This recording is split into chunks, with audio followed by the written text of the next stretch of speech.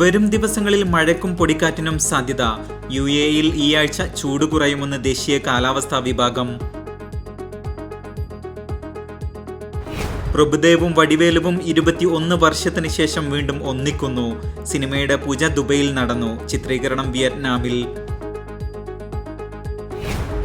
40 minute നിലച്ച് ഹൃദയമിടിപ്പ്.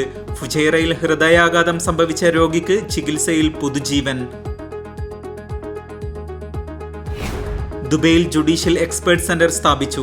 നീതിന്യായ സംവിധാനങ്ങളെ ശക്തിപ്പെടുത്താൻ സ്വദേശത്തു നിന്നും വിദേശത്തു നിന്നും നിയമവിദഗ്ധരെ കണ്ടെത്തുക ലക്ഷ്യം. ദുബൈയിലെ 27 സ്കൂൾ പരിസരങ്ങളിൽ റോഡുകൾ നവീകരിച്ചു. വിദ്യാർത്ഥികളുടെ യാത്ര എളുപ്പവും സുഗമവുമാക്കുകയാണ് ലക്ഷ്യം.